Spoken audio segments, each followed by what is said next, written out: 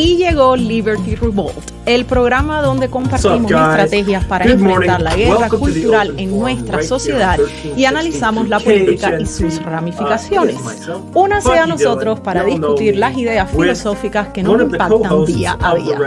Gracias por sintonizar el programa de Hey, I'm doing great. How are you, Bucky? I'm fantastic. All right. And Kevin LaRusso, you know that guy. I am still around today. You might have heard me earlier. You can't get rid of me. So,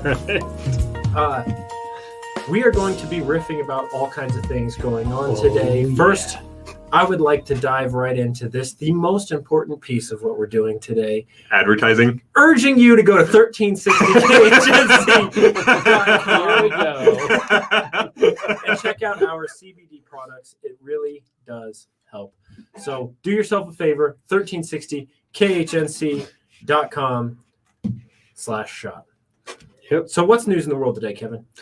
Today we have the big one coming out that apparently Andrew Cuomo, who as one of the people I listen to put it, he came to kill the elderly and grope the women, and he's all out of elderly to kill at this point. So, oh yes, and he just happened to think that he's completely innocent in the matter and didn't do anything. He's about as innocent as Tay Anderson is, and I really don't have any trust for that guy. I liked his excuse though. Guys, I've been doing this my whole life. Yes, right, that makes it great, Andrew Cuomo.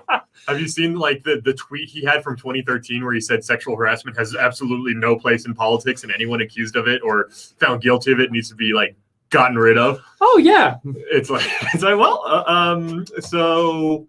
How are they going to protect you on this one? Let's see what little brother Chris does to protect them. Look, man, sometimes girls don't like it when you grab their butt. Apparently, this is news to me. All right, I've been doing this my whole entire career. You know, you go out, you just touch the butts a little bit, you let them know, hey, I'm the governor. I'm Mr. Andy. I'm Andy freaking Cuomo. My nipples are pierced. I'm the governor. Let me touch your butt. But apparently, are his nipples pierced? Yes, that's a thing. Yes. Whoa. Oh, I like they it. are pierced. Oh, man. I like. Did he chain them? He just scored a few. No, but you can like see in his shirt. You can see the post, like the piercings and everything, and he's acknowledged that he has pierced nipples. Like he doesn't hide it.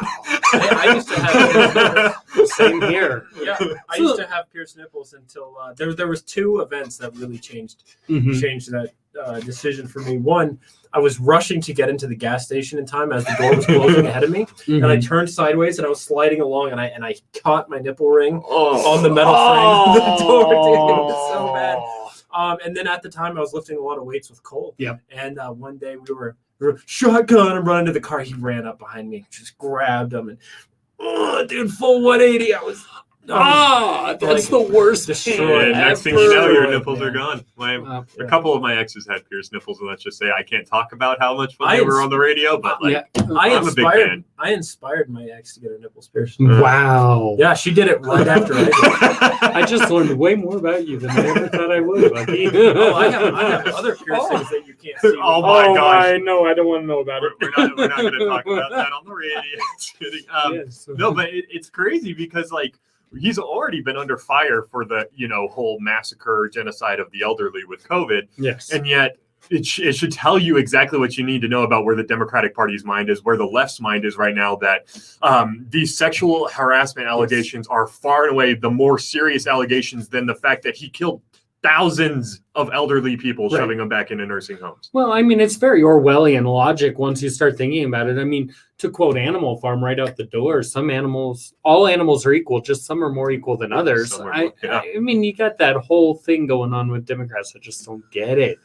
I just don't get it. And like it ends up shooting them in the foot because the average American can see through this kind of crap, right? Correct. Like you can construct these very well organized narratives, but you're seeing it more and more on the Democratic side, on the media side. Like they have rather than calling Democrats rather than being like, okay, dude, come on, like we'll cover for you, but some of these mistakes we can't cover for. So when you make one we can't cover for, we're not. No, they have been covering for everything to the point where they can't do it anymore. Everyone's seeing through it. It's all the contradictions that have been that keep getting presented. People are just like, wait, what is even going on anymore? And so I'm very interested to see how the Democratic Party is in the media is going to cover this one up, and he's going to somehow, some way remain the governor. Right. Well, and I just don't foresee it happening. There are plenty of people looking to primary him. There are plenty of people looking to run against him. To be honest, I think Cuomo's right on his end. He's almost done. What are they going to do with the Emmy they gave him? we got to also, not only is it bad what he's doing, we have to remember how he was propped up during the height of COVID as well. Yes. Right. He literally got an Emmy. Yeah. Well, and I don't know. They'll probably just leave it in his hands. I mean, they've done it with every other detestable person who's ever been there. They just leave it in their hands. They don't take it away because that would hurt their feelings. Like we said, we're going to see the actual, what actually matters. Because Ralph Northam, right? The governor who we don't know. Was he the one in the blackface or the KKK outfit? We don't know this kind of stuff. Yet it came out and the Democrats, they were just like, all right, we're just not going to talk about it because, again, we need to remind everyone. Racist on the Democrat side, we just ignore it. Okay. We only talk about it when a Republican says something that we can construe as racist. Well, right, and it's a total double standard. We're not going to get out of that as long as we're polarized, and as long as we've got this media that's 80% run by George Soros. So and it's not even necessarily it's the fact that they believe that the average American person is so stupid. No, it's the average American person is so apathetic that they normally don't pay attention or care. You're right. Your average American is just not going to care enough to watch what's going on. But now that you've put them in a situation where we have to be paying attention, the Democratic Party has to be terrified right now because the one thing they could not have was the middle America that they use nothing but appeals to emotion to win over. They're starting to see through it, but we'll get back to this when we return from the break. This is the Open Forum. Oh yeah. Meow. Meow. You okay there, Bucky? Yeah, I'm doing some research. Gotcha. So what's up, guys? If you're watching in the live stream, feel free to say what's up in the comment section and let us know what you would like to hear us talk about. What's up? Hey, Jack, how are you doing today? Good. And let's get a teenager's reaction. So how are things going over there? You're getting a lot of feedback on your end, so is that what you're trying to check, Jack? Yeah, well, I don't know what my Well, look, one is turned up to 7, one's turned up to 4. You want to? Yeah, I think this one's the one that's in the. Is this the one in the first one? So this probably turned down. Yeah, I think that's yours. Yeah, that's probably yours, the one that's loud. Well, and I can have it this far away if you'd like. Well, yeah, I think it'll be fine. I just need to be able to adjust it. And we're not going to have this guy on until 12, right? Greg. Yeah, so this Greg. one is connected to that, which is connected to that eventually. Right. Yeah, so we're going to be getting feedback because we have a connection into a connection right there. I need to unplug this one. No, so every connector, that's going to add feedback right there. So every connector you throw into it is path loss on the wires. So is there no way to? Well, also, if we have an open mic, I'm going to hear you a little bit. I think this could actually probably do a direct connect in, no? Sure. Yeah. If you could bend that arm in the right way. Well, And feel free to move that lamp. We're going to come on soon, so we might as well do it next week. Yeah, let's fix it. We'll fix I'm this. going to unplug this one so I don't hear you as much because it's picking up a little bit again. All right, I think we're good. So right now we are talking about Monsieur Cuomo. Oh yeah, just absolutely. My skill is being able to comment on whatever you throw my way somehow, some way. So let's see what else is coming out today. I'm going to look at my anarcho-capitalist stuff. Yeah. Let's talk about how we know Greg. Yeah, absolutely. We can save that towards the end. Yeah, we can go last segment. Like we're going to be bringing on gubernatorial candidate. Hey, did you know that we are bring us in? Okay. Hello, everybody, and welcome back to the Open Forum here. I'm not hearing anything. Yeah, you're not on. That's why. All right, everybody, and welcome back to the Open Forum. And we've just been talking about Andrew Cuomo, the problems that have been going on there, what this jerk is like, and yes, I did say that. And let's go ahead and continue talking about him and him not being able to keep it in his pants. I mean, not being able to keep himself off of people. as someone that knows what that's like. Dylan, tell us like what Andrew Cuomo is currently going through. Well, first off, I would say there's nothing wrong with having a strong appreciation for God's greatest work, the woman's body.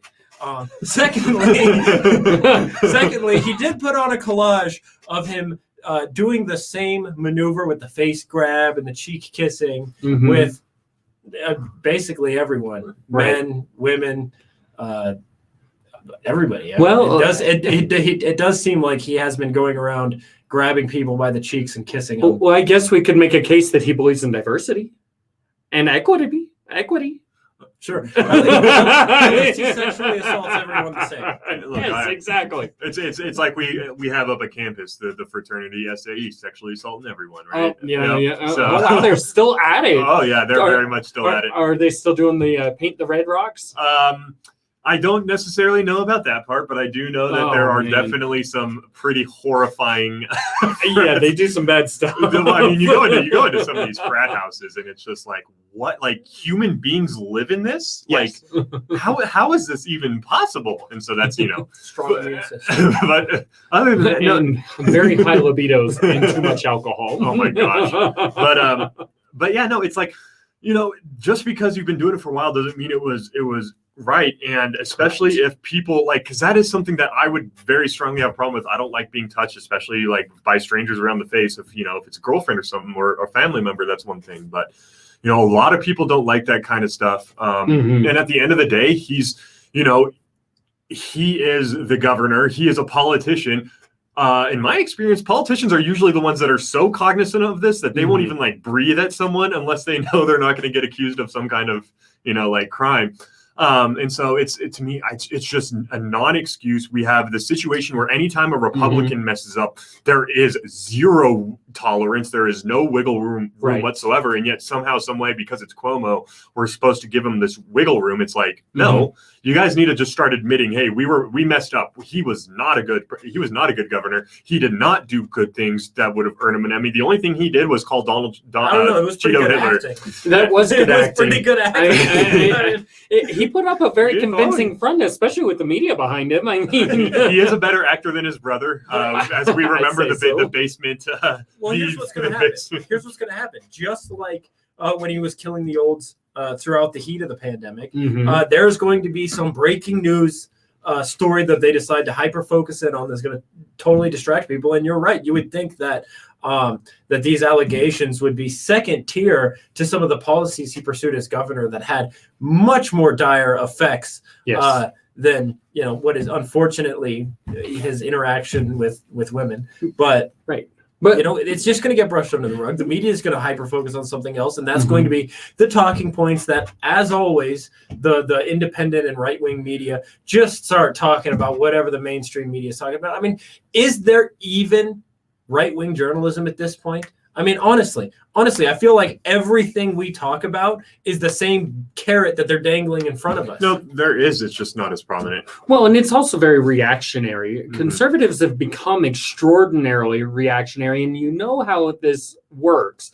In the end, if you are always playing defense, you're just prolonging how long it takes to kill you. It's not a matter of you being able to actually fight back with facts.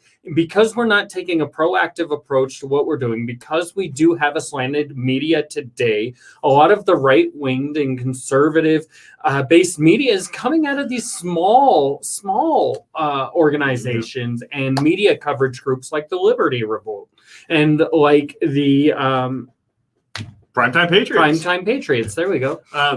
No, I think you are right I don't in think that the conservatives Patriots are unique at all. I think they're 100% reactionary. I've never heard them say anything. Not to dunk on the Primetime Patriots, but I feel like it's just completely generic. Well, after SUNY left, I unfollowed. No, but it's like, and you also have Natural News is another prime example of conservative media that's pushing out content, but they are taking a more proactive approach. They're saying, this is what's coming. Here's what we need to be talking about now. And then here's something else that we need to start putting people on edge about. Well, I think we need to address, like, the conservatives are reactionary because that is what conservatism is. Conservatism is reacting to threats upon the traditions and values that you hold dear. If you're a conservative, you are not progressive because you're like, we know what works. This is what works. We're trying to preserve it. So you're always going to be on the back foot. Being on the defense is not the worst thing in the world. You see it all the times in sports. Like, having the strongest defense having a strong defense means that it doesn't matter what the offense throws at you, you're going to stop it. The problem is that the defense that conservatives run is just so weak. It's not like watching. It's not the Legion of Boom Seahawks against Peyton Manning's Broncos in Super Bowl 49, where it was like that there was no breaking that defense, right? No, this is kind of like just watching the 0-16 Lions try to go out and play defense. Then that's where the problem comes in. They have no backbone. That's true to a degree, and there are people who are taking fights behind the scenes. The problem is that it's being pushed behind the scenes. Yeah. So people aren't actually seeing the fights, the negotiations, the things that are actually happening at the forefront. And I hear that a lot of times from Representative Rod Bockenfeld here in Colorado. He talks a lot about how the battles are oftentimes not being permitted to be publicized, that they are having down there at the Capitol all the time. And he's not the first representative to tell me that. No. I've heard it from Senator former Senator Beth Huminick Martinez, former Senator Laura Woods. Laura Woods, she was taking the fight in, going after the people, and gets gavelled down by our own. And the reason why she got gavelled down was because of the money coming from the publishing companies, and this was surrounding textbooks. And this is what I'm talking about. You have someone that's willing to put up the fight, and then immediately the spineless ones who are like, no, I just want to protect myself. Right. They're the problem. You can be reactionary if you have a strong defense that you're willing to stick to, and you're like, no, we know this works. I'm not giving up the ground. Sorry. Right. But we don't have that. Exactly. And this is why I don't like Liz Cheney. This is why I don't like Mitt Romney. Nope. This is why I was not a fan of politicians who are like that, is because they lack the spinal fortitude, and they're already bought and paid for anyway. You want to know? Who cares? You want to know who the bought and paid for ones? Well, it's really easy to find out right now. Look at the January 6th commission. Any Republican on that is bought and paid for. There you go. The ones that weren't, Jim Jordan immediately got removed. He started asking legitimate questions and was immediately pulled off of it by Pelosi. Right. And we want to try and paint this as some kind of bipartisan effort for the truth. Bipartisan, it's not for the truth. Bipartisan. It's on the partisan. It's on the part of the ones that are buying it. That's what we mean by bipartisan. Is they bought partisan. So how much is your wallet worth?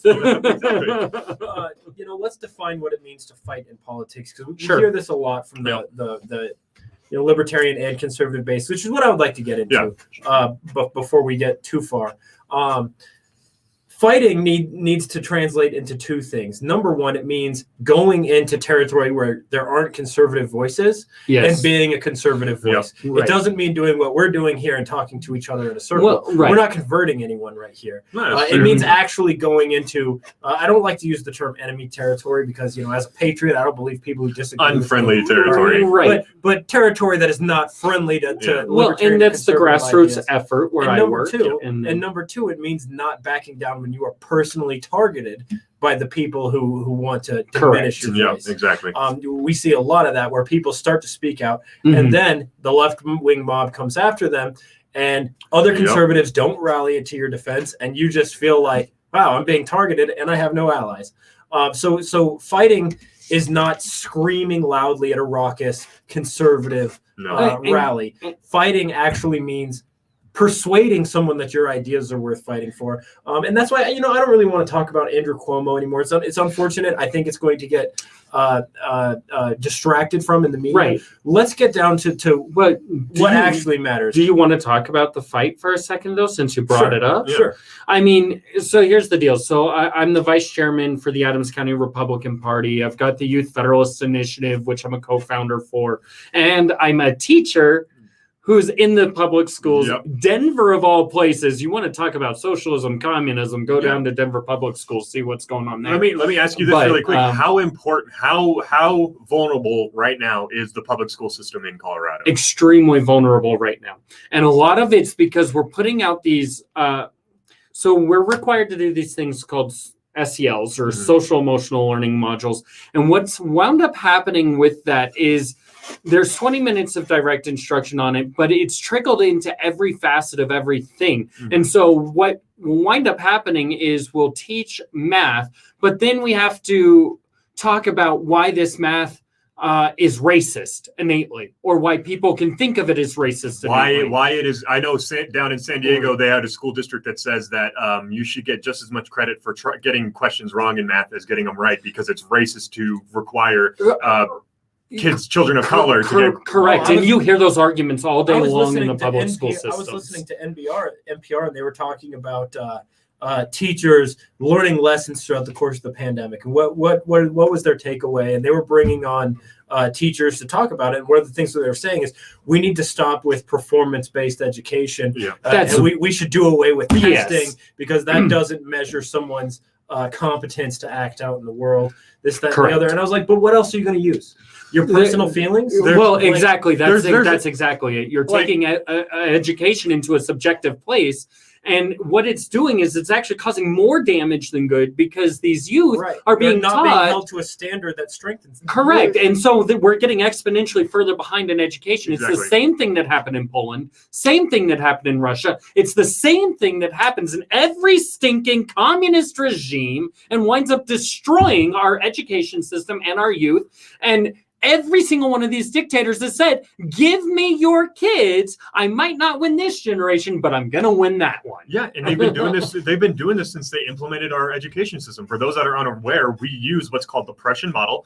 It was introduced into America around the 1850s, and it was applied specifically because it is designed to sap the individual thought and individual soul out of the participants and create good, hardworking, responsible, authoritarian listening to children. And I wanted to get to another point, because talking about the testing, it's not to say that there isn't an alternative form of testing. Like, you have a kid who sucks at multiple choice tests, I'll sit him down and be like, all right, we're going to talk about this, and through a conversation, you're going to demonstrate to me that you have the knowledge I'm looking for. You're still testing, though. You are still validating that they know what they're doing. It's still performance. Yeah.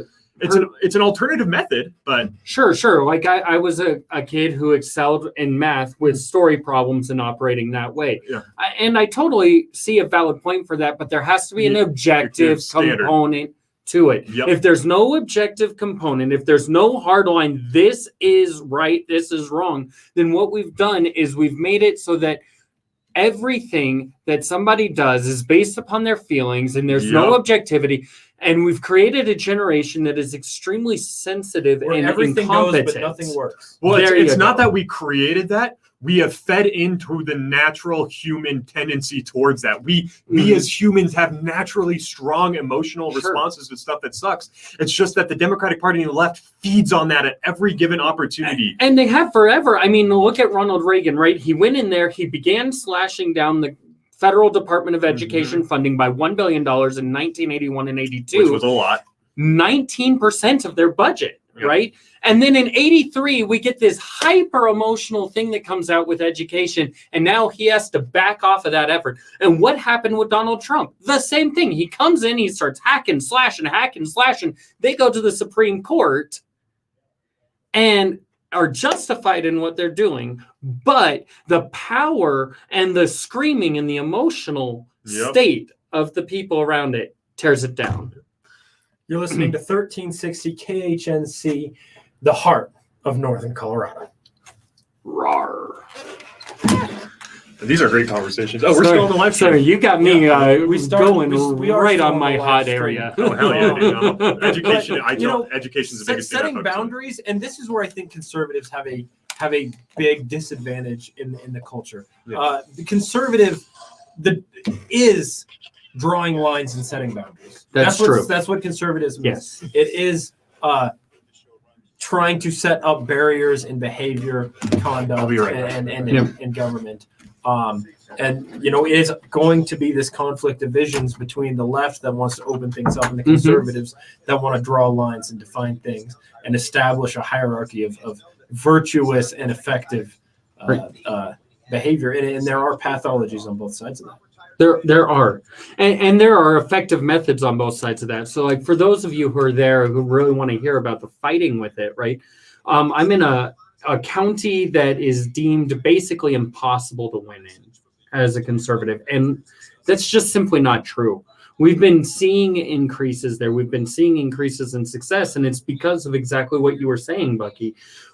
Conservatives should not be backing down, but they always do. And the reason for that is because we have this boundary. We don't want to cross the line that makes somebody feel like they're offended.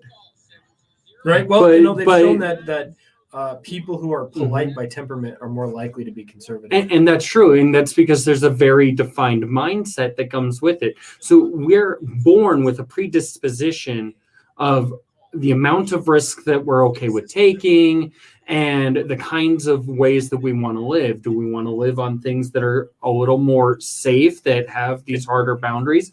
And then our risk factor. The real difference between a conservative and a liberal when it comes to the psychology of them is the amount of risk that they're actually willing to take. A conservative is not willing to take as much risk, and they actually have a predisposition towards that, versus a liberal that will always be willing to try the new thing.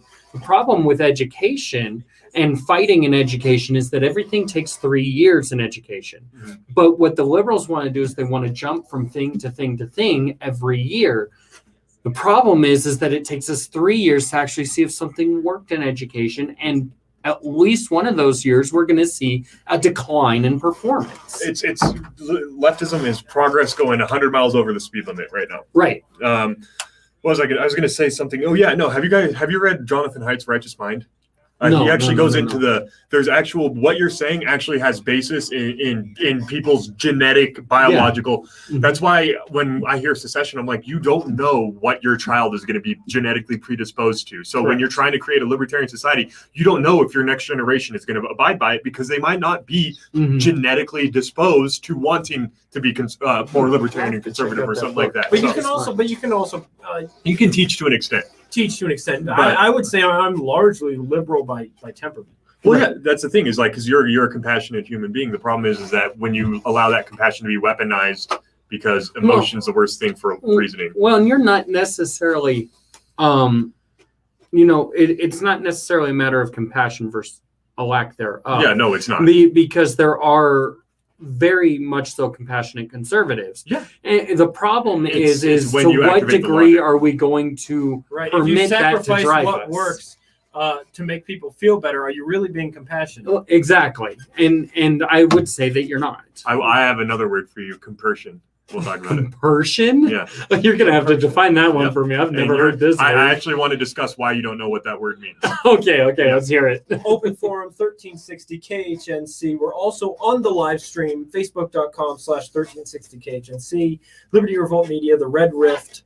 You can find us in any of those live stream locations, as well as the podcast on the website. I highly recommend you guys check out 1360KHNC.com for the podcast. You can listen to any episode that is on the podcast page, whether from today or from weeks ago. So if there was an episode that you really liked, there was a gem of information there that you couldn't quite memorize and you want to go back and hear it again, go to the website, 1360KHNC.com.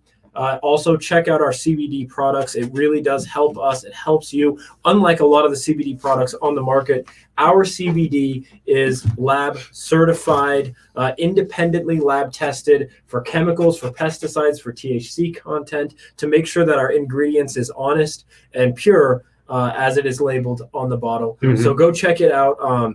Don't fall for the CBD products that are out there that say that they're one thing but don't have a certificate of authenticity. Definitely check out My Kind CBD, 1360KHNC.com. I want to talk about the hypocrisy inherent in conservatism. And what I mean by that is because conservatism relies on setting up a hierarchy of behaviors and conduct. Everything does. Well, conservative more so. Liberal does as well. Well, more so than the left. Okay. Right? The left is a little bit more. I disagree with that right off the bat. Well, you're wrong. But okay, so and I'm not saying your ideas are wrong. I'm not saying your perspective is wrong. I'm saying you're wrong as a human being. You're a bad person. Yes. No. Wow.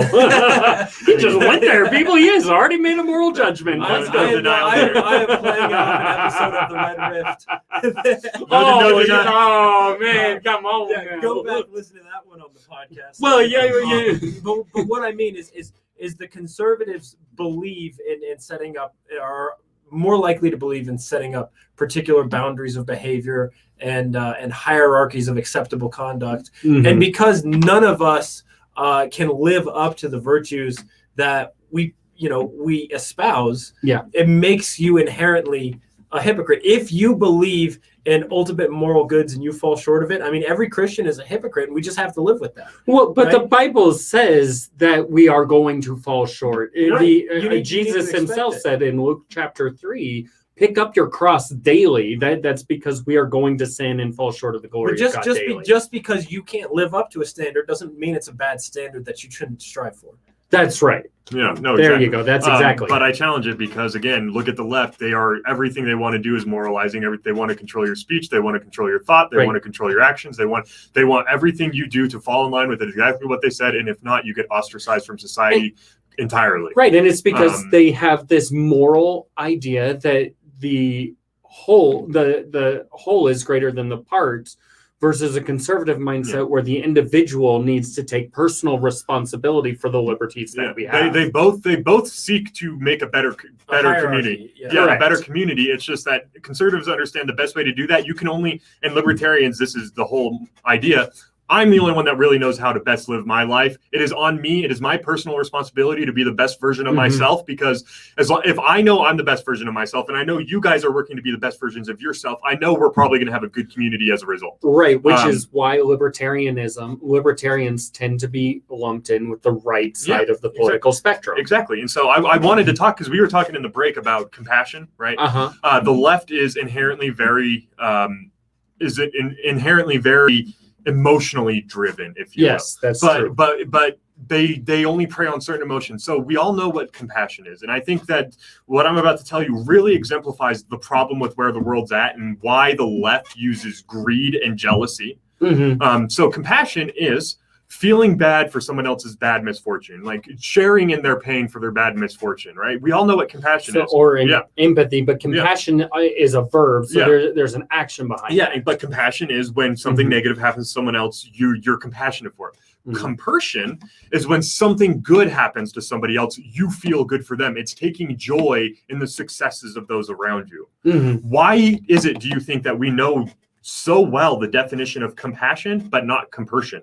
Maybe because if you were compassionate, you would celebrate the fact that Jeff Bezos took a company from his garage and turned it into the biggest company on planet Earth. Right. Maybe if you were compassionate, if you were compassionate, you wouldn't be saying eat the rich or anything like that. You wouldn't be saying they need to pay their fair share, when we all know that the top 10% of America pays over close to 80% of its total taxes. Right. And the bottom 50% pays none at all. And I think that really speaks to it. And Dylan, I do want to get back to your idea that the conservative side is inherently hypocritical. They're all inherently contradictory, if you will. There's a lot of contradictions that present themselves, but it's the hypocrites that are not able to see where the contradiction lies. So when you're a conservative proselytizing for a more godly society, that does not necessitate you saying the government has to enforce it, right? But the hypocrite is going to then say big government sucks, and then use that government to force their moralization. And I think that is more or less where I very strongly agree with what you were saying on it. It's not necessarily an inherent thing. It's when you're not able to see where the contradictions lie, or maybe you are and you still ignore them in pursuing your goals. Sure. I suppose what I was trying to say, I already kind of touched on it, is that when you set up a virtue that you are destined to fall short of, it makes you. It does give off the air to a degree, but a hypocrite is going to intentionally violate that, right? And pretend like it's the standard should be that they should have fallen short, versus just falling short, which is falling short of that standard. Who say porn is evil, who go home and watch porn. No, I can tell you a couple right out the door, but we won't get into that. Right here. Okay. Like I'll openly admit that I'm that kind of person. I don't consider it hypocritical because I'm also not saying I am very aware of how bad it is, and in fact, what it has done to myself is why I say it's so bad, and I understand. I am suggesting that you try not to do it. I'm not trying to use the government to force you to do it. I'm not saying you are a horrible person for doing it. I'm saying it's a habit you should look into dropping like I am because it is terrible. Oh, yeah. The psychological damage of pornography is insane, especially long-term use. I mean, it's absolutely horrible. And there are ministries for that, such as the XXX Church and Covenant Eyes. Covenant Eyes is super powerful because what it does is it helps people overcome that addiction, especially men. Although there is a record number of women now who are completely addicted to pornography. But it goes back to the point. It's not hypocritical for me to say pornography is bad and evil and you shouldn't do it while I do it, because like I'm fully acknowledging that I also do it and it's hard for me to also as well. Trying to break it. This is a shared struggle that we're gonna have, not something that it's like pornography is evil. How dare you look at it? That makes you a horrible person, even though I'm watching it. Right. That is when that's when it crosses the line into the hypocritical, when you condemn people for doing the action that you're doing. It's not hypocritical to say that I shouldn't do these things and then do them, knowing full well and acknowledging full well I'm probably going to fail. Right. Does that better? Sure. Yeah. I like that we're diving into the definition of hypocrisy. This is 1360 KHNC. Should one of us step out and say hi to Greg? Yep. Yeah. We got a couple minutes here. Hi, my name is Kevin. Yeah, Kevin. Good to see you. Hey. Hey, big guy. How are you? How's life treating you? That's right. This is gonna be awesome. Yeah. So we want to give them the rundown of how it's gonna work. Are we gonna bring them right on? Or are we gonna Gosh, we could. just wait? You want to hop on now? Whatever you guys want. Do you want to introduce them on a segment, then bring them on, or do we just want to bring them on because we might have to get them like set up and squared away too? I say we go in there. We hurl horrendous accusations. I'm in. Welcome to you'd like to introduce Colorado's most corrupt politician. We're deciding that right now. Oh my God. He'll come on after this final segment. Okay, so how about we talk about how we know Greg then? Yeah. Guilty of corruption. Or do you want to keep talking about hypocrisy? You can come sit. You can come sit in there with us real quick. Yeah. We have you sit over there real in the chair, if that's okay. That'll work. And then they're adjustable underneath. This lever right here kind of adjusts it if it wants to behave. All right. All right. So just adjust your mic stand so it's not covering them up. Yeah. You guys could even We're switch gonna need to seats. plug his Yeah. mic Do in. you want if you want to be more prominently in the Need to camera, plug you it would be in. right here because we're going to be live Did you streaming as unplug well. Okay. Yeah, So if you want to sit right here, you'll have Oh, you yeah, as plug the face that needs to be seen in here. Yep. They can go without seeing my ugly mug. Kevin, look at the back of that Mhm. box and make sure that mic is plugged in. Great. There we go. He is plugged in. Am I good? Good. Yeah. Do you just want to do a quick check? What? So my wife is watching right now. Look at that. Oh, somebody. We better. I think could- we better hop on our last conversation a little bit more. Wow. Oh, yeah. Let that one slow cook. All right. That's so messed up, bro. She's Can I get the wonderful. volume? She is wonderful. I could not have been more blessed, I tell you.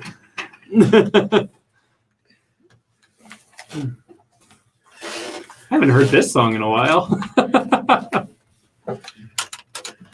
So I'm on one.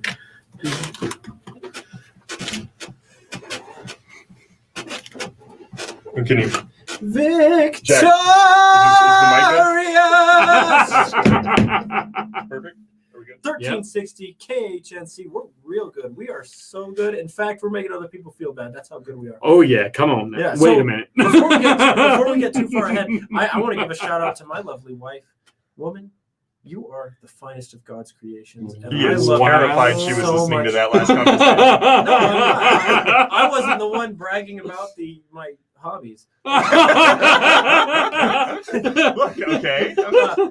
Or I just wanna give a extracurricular shout out activities. since, Miriam texted this fine gentleman here and started sending him love. I don't think my wife is listening, but if she was, I just want to send a little heart out there and let her know I'm jealous. Please send some love via my text message. I'd also like to send a little bit. I don't have one yet, but if you're out there and want to be married, just let me know. Wow. Well, see, and I've just been blessed because I'm getting love right now from my wife on my text messages, and she is just marvelous. I could have been more blessed. So where's Greg showed up? We have in the studio with us the next Colorado governor. Gubernatorial candidate Greg Lopez. Welcome to the studio, Greg. Hey guys, it's a pleasure to be here. I see you guys are having a lot of fun, and I can't wait to join you. Yeah, we were just diving into what is hypocrisy. And especially in politics. I was curious to talking about the difference between conservative and libertarianism, but I guess we could postpone that for a little bit. Maybe we'll get into that later. Let's introduce Greg. Who are you? What are you running for? What are you doing? And why are you here with us? That's right. So who am I? Well, guys, I'm just a Coloradan that's really concerned about what's going on in our state. As I look into the future, I'm not seeing bright skies around us. When you see what's happening with the masks and the economy and just the mandates that are coming down. I'm a veteran. Mm-hmm. I fought, I should say I served in the Air Force, and, the country that I decided to defend, it's not really the country that we're living in today. So, there's a long history. I'm a husband, I'm a father. I've been married 33 years. So I got, a lovely wife. I tell her there's a special place in heaven for her, for putting up with me for 33 years. But like I said, I'm a veteran. I'm a former mayor here in Colorado, and I'm the former director of the United States Small Business Administration and the former president of the Denver Hispanic Chamber of Commerce. And most importantly, I'm just a guy that wants to make life better for everybody. So how did you get into politics? It's interesting you should ask that. It was a nasty rumor. It was a rumor that I was going to be running for mayor in Parker at the age of 26. And, this rumor just kept popping up, and it planted a seed. But were you already thinking about politics? No, I wasn't. No, I was not engaged at all. Where did the rumor come from? Were you active in your community up until that point? Well, I can tell you, it was interesting because I ended up getting drafted to be the homeowner president. And so, since there's no job description on what a homeowner president is supposed to do, like the HOA, man, you poor soul. but the way I've been seeing it is, if you can't beat it, join it. Right. Well, there you go. So I became the president of the HOA, and I decided that I should go to every council meeting and just sit in the back and listen, and then come back and report. Yeah. So I did that for over a year. And I think that's where the rumor started that I was going to be running for mayor. But really, the only thing I was doing was try to keep my community informed as to what was happening in the city, in the town. I think people want to know the conclusion to this crazy story. What ended up happening at the age of 27, Greg? Well, at the end, I was talked into running, and I got elected. I beat the incumbent. I beat a bank president and a real estate agent, and I became the youngest mayor elected in the state at the time. I was 27. Nice. And it was a strong mayor. So what that means is not only was I the mayor, but I was the city manager. And so all the department heads reported to me. Chief of police, public works, the attorneys, everyone reported to me. So I learned a lot about what it is to build a community and how to keep a community safe and look into the future. So what was the biggest component in making sure that your community was thriving during that time? Yeah. If you remember, this was back in 92 and Colorado was exploding, and so a lot of interest was coming to Colorado as it pertains to people moving and so forth. And so we were juggling the growth just like we are today, right? We're juggling the growth. And so what I've learned is that, congestion and transportation and water and air quality and all those things that impact quality of life, specifically for families, is very important. And so those were some of the things that we dealt with every single day. And, I'm proud to say that, I tell people that today, if if you don't know where Parker, Colorado is, you should probably go visit. And everything you like about it, I probably did. And everything that you don't like about it had to be the guy that came in after me. Oh. I'm interested to find out. So when a lot of people have misconceptions about what they think an executive office like that is going to be able to do, what kind of direct impact is going to have. When you took office, what kind of misconceptions did you find out were like, oh, I actually do have the power to do this kind of stuff? And what kind of things did you think you were going to be able to affect that in the end you really had almost no power to change or really no power to improve at all? You know, that's a great question, because what I found out quickly is that any elected official, specifically a mayor or a governor, right, that is an executive officer, and this is what it is. You know, you are responsible for actually running the day-to-day operation of the community. Yeah. And so, you know, I'm applying to be the next executive, the CEO for the state of Colorado, which is 5.8 million people. You know, and one of the things that I learned as a mayor is that you have the power of influence. You know, so the power of influence is being able to guide people down a certain path. Yeah. You have to wear visionary glasses. You have to make sure that you can incorporate and build coalitions and alliances so that everything works out well. You know, one of the misconceptions that I thought was, you know what, it should be easy, right, to move things forward, but then you run into the bureaucracy, you run into the bureaucrats, and you run into those that are entrenched in their government positions, and they're not interested necessarily in doing the right thing. They're just interested in kind of pushing paper and not really analyzing it. You know, and I think we see that today with a lot of people when they talk about science and data. You know, they're just looking at paper. All right. Hey, you're listening to 1360 KHNC. This is the Open Forum, and we're with gubernatorial candidate Greg Lopez.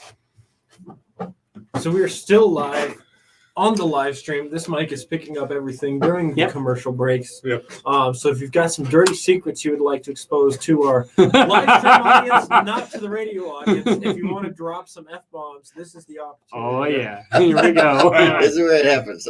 I kind of laughed when you mentioned he did it. I laughed when you mentioned Air Force because I was in the Army for 6 years. So obviously there's that. But I want to talk to you a little bit about when we get back on about like how do you think your prior military experience has helped you? A louder speaker. Well, Andy's close to the mic. So you need me to back off the mic a little bit? Yeah, he moved closer now. Yeah. So we can also independently adjust our volume on those knobs.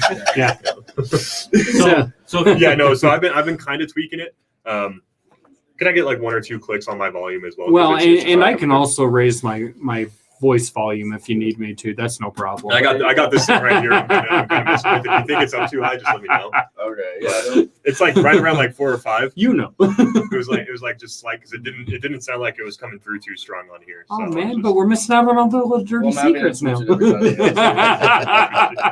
You're a hero, Jack. Thank you for what you do. Guys, if you're in the live Jack. stream You are watching and you awesome. have questions for ourselves or Greg, put them in the comments section. We will absolutely get into it. Thomas Fleming says, time to lock and load.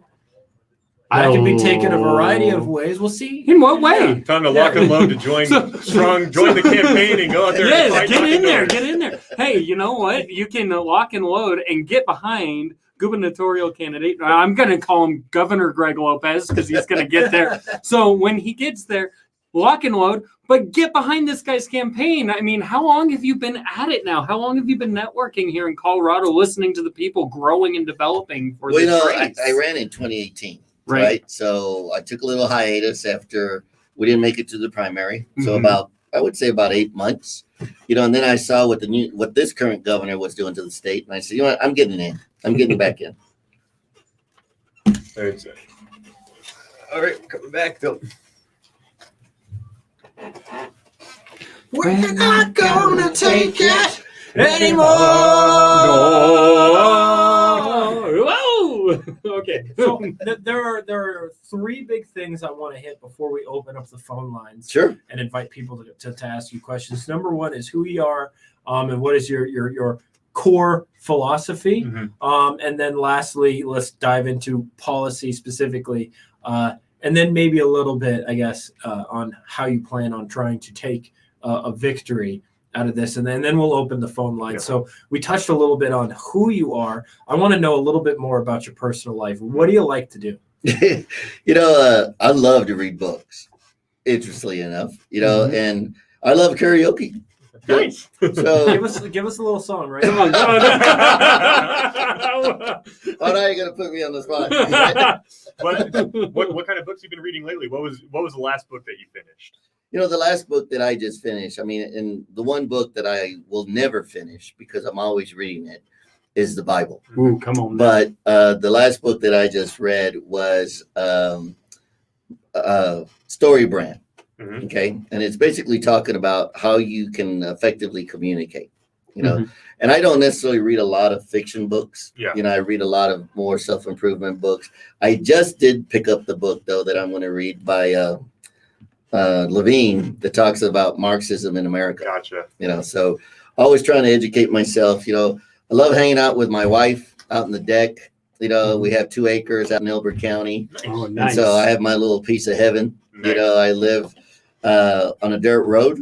You know, I have a You're living well. the dream. Yeah, you know, so I get away from the, you know, the concrete jungle. You know, so, and I love talking to people. I love hearing some of the stories and some of the challenges that we're facing because we each have a story. We each have something unique about what we have accomplished and where we come from.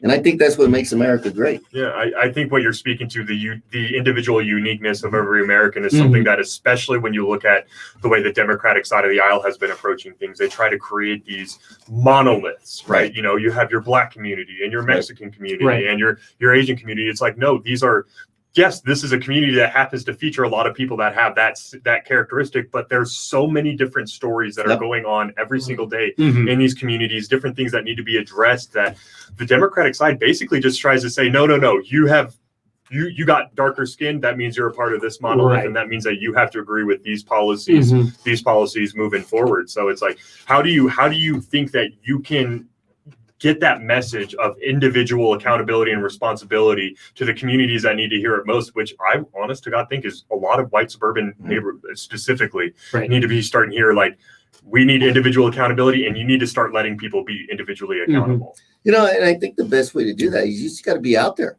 You know, you got to be talking to them. You know, look, anytime you try to deliver a message, people want to experience you face to face. Yeah. Right. They want to see your sincerity. They want to know if you're actually telling the truth or if this is just a campaign speech. Yep. Right. And so actually connecting with voters is really what's important in our campaign, because, you know, we're not going to outspend the governor and we're not going to, you know, run all the commercials that he's going to run. But the one thing that I can tell you that I have that he doesn't have, that's emotional intelligence. Yeah. And emotional intelligence is being able to understand, Come on. you know, what happens with people's lives. You know, he doesn't understand our struggles. Nope. You know, he couldn't sit around this table and talk about, you know, things that we struggle with every single day because he's so disconnected. Yep. You know, he's a guy that likes to talk about science and data. Yeah. I have a question. So Jared Polis, for someone who was not around when he was elected, actually, I was down at Fort Carson. I wasn't paying attention. When we get back, can you tell us a little bit about where he gets his funding, and is he really truly even able to be a member of you know, the normal people? But I will. Yeah. This is 1360 KHNC. You're listening to the Open Forum. Yeah. All right. I think it's the long break. Yeah, because I think it's going to be really important to let people know that, like, as much as, you know, you might think Jared Polis can kind of connect with you, this guy he's got that silver spoon so far down his throat that, you know. Hey, what's up, Rob? How you doing, man? Good to see you in the live stream. Well, and it's only right now that he's had that. I mean, because he had a real small business at one point, and he wasn't making much.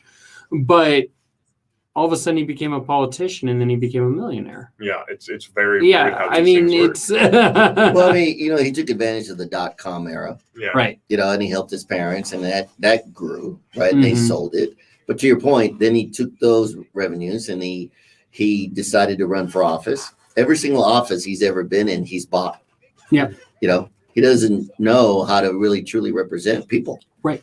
You know, he buys his way in and then he decides whatever he wants to decide without any accountability. Exactly. I am going to ask a very tough question. It's going to be, Greg, how is it that you've been in politics for 20 years and you aren't a part of the system, the establishment that we're worried about? Ooh, that'd be a good one for on air too. Yeah. Man. So yeah, I that's, you know, that's something. No, I love that question. Yeah. Because look, in any when you get involved in politics, there are plenty of times where you're going to be challenged, be part of the group, lose who you are, right? Mm-hmm. Throw away your values, throw away your beliefs, because it's for the betterment of all. Yeah. Right. And you find out that's when you find yourself in the swamp. It's like a quicksand. Yeah, right? exactly. The minute you step in it, you're not going to be able to get out of it unless you honestly work hard to remove yourself. Yeah. And I've always said, I'm not going to step into this quicksand. It's not something I care to do. Yeah. Perfect. Yeah. Mm-hmm.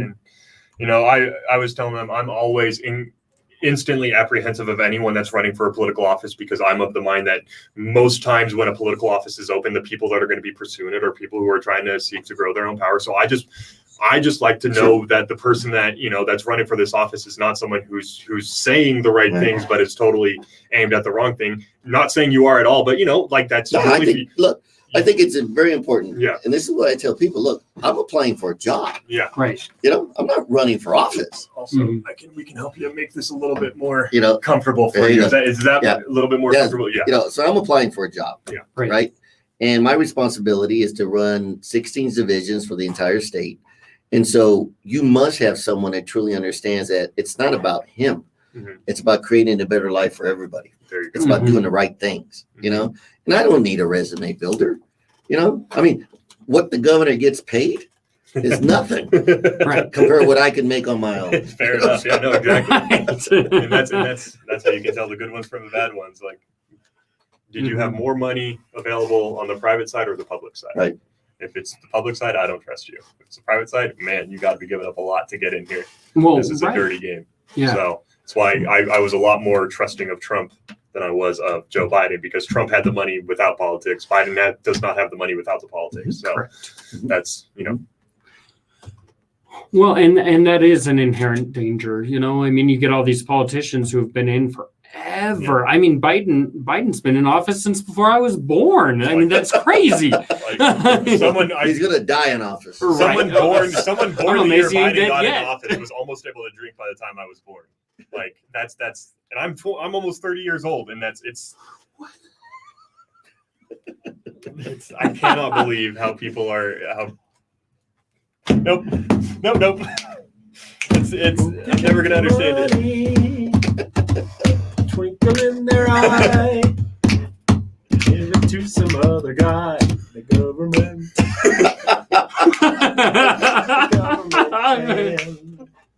Can. Who can tax the sunrise? Who can tax the trees? Collect up all the fees. Oh, everybody! The government. Oh, the government. I've never heard the government can. So, guys, if you're watching in the live stream and you want to ask a question of Greg is Colorado gubernatorial candidate from the Republican Party. Let us know in the comment section what you're interested in hearing from him about. We'll ask him. I've never heard this song before.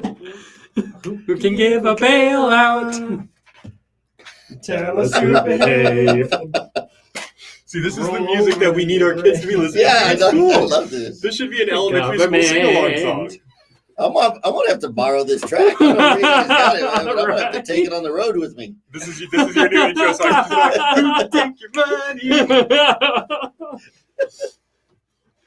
Everything we make, pay for the Oh. Have you ever read any Murray Rothbard or Ludwig von Mises by any chance? You're anarchist, you're anarcho-capitalist, if you will. The small government guys. You can be a failure in so many ways. Instead of getting fired, we'll give ourselves a raise. The song is just like the perfect government theme song. If I'm ever president, this is replacing "Oh Hail the Chief." No more, no more presidential intros. Just government shit. No, I mean, there's a place for government intros. Just sugarcoat it a little bit. Remember your question. Yes. We got to hear this because, yeah. I should. I mean, because it's a good question. It's tough questions. Oh, This is you're not Joe Biden, and this is not CNN. We don't give out softballs here. Oh, but I wanted my free softball. So, what's your favorite ice cream? Chocolate chip. Oh, yeah. Hello and welcome back on 1360 KHNC. This is the Open Forum, and we are once again joined by Colorado gubernatorial candidate of 2022, future Colorado Governor Greg Lopez. Greg, I did want to ask you, though, you mentioned that you had been in politics now for about 20 years, and as you know, an average American who observes our political system, it is very difficult to imagine how someone can be involved in politics for that long and not become a member of the game. What is it that you have done? How have you approached this situation so that you can remain someone who's fighting on behalf of the people in what is an incredibly, corrupt, backstabby field? Look, you hit the nail on the head. A lot of individuals start out really with the right intention, and then they get in there and they get talked to and they get coerced, and all of a sudden they forget who it is that they're representing, and they look for that power, right, to maintain that power. And they look to see how farther up the ladder can I go, and how much more money can I generate through contributions or whatever. I come from humble beginnings. My mom and dad worked in the fields. Mm-hmm. My dad had a 6th grade education and he never learned to read and write. My mom has a 10th grade education. And, I always remember that, in America, you can be successful if you just work hard, stay out of trouble, follow the truth, don't try to manipulate anybody and don't try to lie your way through success. Just work hard, and I'm really a testament of the American dream. And so, I will never throw away my values or my beliefs, because I remember my grandfather and my dad always telling me, said, look, son, the most important thing that you have is your handshake. And outside of your handshake, because that is your bond, anytime you give that to somebody, that's a bond of commitment that you're going to honor what you said. And the other thing is your name, your last name. Yep. You want everybody to know that when they hear the last name Lopez, that they attribute that to honesty, integrity, hardworking, and that you're willing to help anybody to the best of your ability. And that's really what drives me. That's the DNA of what Greg Lopez is all about. And so if you like what you're hearing, then you need to follow me. If you like what the current governor is doing, then, more power to you. But at the end of the day, this is who I am. Mm-hmm. Yep. Well, thank you for letting us know about that. And so, Greg, just kind of talk to us a little bit about your values. What is it that you believe the most in right now? Because you had already started talking about your Lopez name. Right. So what would your mantra be? Say you're talking to your kids right now. I would tell them right now, is look, we're really fighting for our freedoms and our liberties. We're fighting for individuality, right?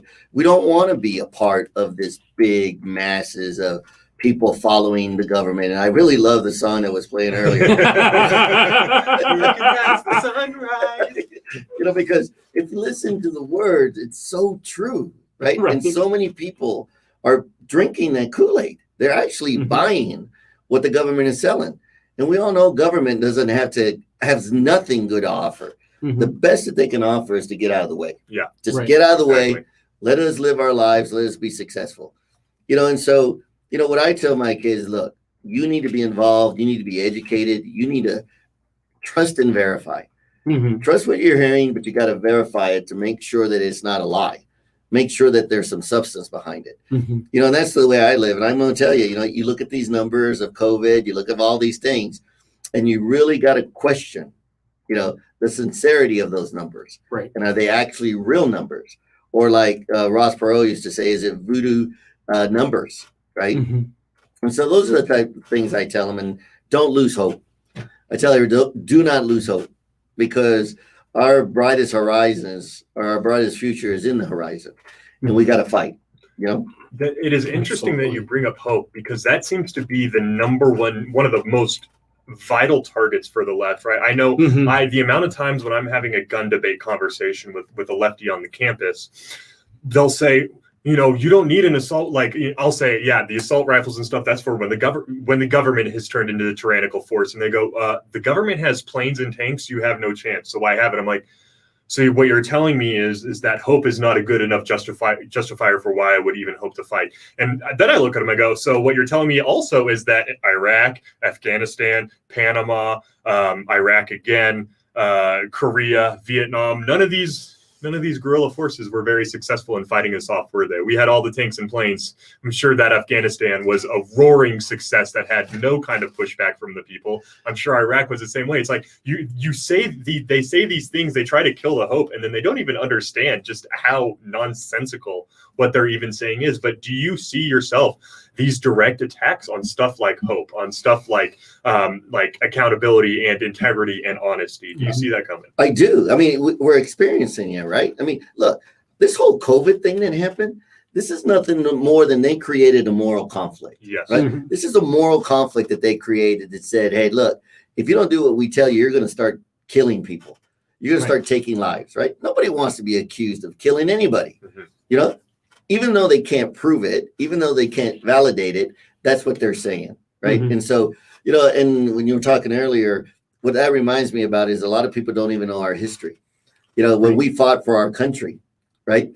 We were fighting the British Crown.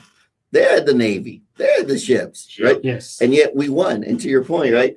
Everybody, that all the wars that we fought in, you got to figure if we're the most powerful country in the nation, in the world, how is it that we had to walk away from some of these battles? Yeah. The reason we walk away is because, the spirit of the individual to fight for their values and beliefs and not allow anybody to change who they are. Right. It's what drove them. Yep. It was hope, right? Exactly. To overcome. Right. And this is where we're at today, right? We're facing these struggles as it pertains to, are we going to continue to be America? Or are we going to become a socialist country? Right. Well, and so to that, what can you do? What is it that you're envisioning and planning on doing as a governor in order to instill those freedoms, bring back that hope? What is it that you're looking to do? Well, here's what I'm going to go ahead. First, I would just like to say you need three things in order to genuinely be free. Number one is the will and the hope to live out that freedom. Number two is the ability to defend it. Right. And number three is the ability to be self-sufficient, not dependent on the force that wants to oppress you. Mm-hmm. Yeah, and to that point, right, to add to that, a lot of people don't know the evolution of a civilization. Yeah. Right? And the evolution of a civilization starts in bondage. Mm-hmm. And after bondage comes a great spiritual awakening. Yeah. And after great spiritual awakening, there's great courage. And now great courage comes abundance. Mm-hmm. Right? And that's right. The tipping point is. And then after abundance comes complacency. Mm-hmm. And then after complacency comes apathy. And then after apathy comes dependence. Mm-hmm. And after dependence, we go back to bondage. There we go. And we'll continue this after our break. This is 1360 KHNC. What part of the cycle are we in? I think we're about to hit bondage. You hear it. And there's a couple other ways I've heard it. The good men, good men create strong men create good times create weak men create bad times. I've heard that cycle. Yeah. And then I've also heard the 80-year cycle, wherein every 80 years we basically go through that cycle, and we're at the tail end of one now. And I keep telling everybody it's going to get darkest before the dawn. It's getting very dark outside, but I think in the next 10 years we're going to see a different America that's a lot stronger than what we have now. It's just you got to attack it first. Well, and it's very possible that we're in the dark time right now. No, we are. We are. 100%. I mean, that darkest point. I mean, because now they're starting to mandate vaccines. They're starting to HR1, SB1. That was atrocious, making it a felony. And you are seeing to go after elections. And you are seeing parents attack the absolute. Yeah, that's what that wants to do. That's in there, man. And you are seeing parents attack the most vital part of the leftist brainwashing apparatus, the public schools. Yep. The public schools is the most important front to be fighting this war on right now, because tell them that article you read to me before we got on here. Oh, about the YMCA. It was just a protest in front of Jefferson Public Schools. Let me read you the first. Let me read you the first sentence from. I lost the article, but so this article in the YMCA in Burbank, California, just hired a pornographic artist to do art lessons for their kids. And this pornographic artist, whose page they linked directly to and had already been posting pornographic cartoon stuff beforehand, and whose porn mostly like cartoon character, like very famous cartoon characters. He's teaching kids art. His art is prominently displayed. He has art where it's like Teletubbies, where the television in their stomach is playing porn. They have the Disney orgy. Yeah, the Disney princess orgy, stuff like this. And this guy is educating the kids. And they are prominently featuring him. Well, and that unfortunately is very much so California. I mean, it's the place where we've had NAMBL being protected, for crying out loud. That's the National Association of Man-Boy Love. Yep. Right? So they embrace pedophilia and everything. I mean, it really doesn't surprise me. Not in the slightest. That they would 4, teach our kids 3, that. 2.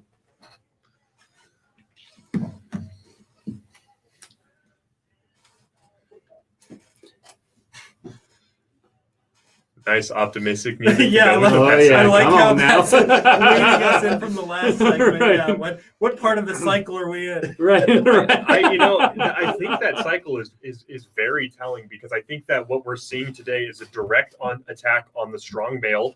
Yes. There is a concerted effort to destroy the strong male, to remove him from the home as a father, to remove him from a pillar of the community as a source of strength, because the powers that be on the left understand just how vital the strong man is next to the strong woman. Mm-hmm. Mind you, the strong woman they're trying to create is not actually a strong woman. It is not. But they're directly trying to destroy these things, because these are the pillars of our society.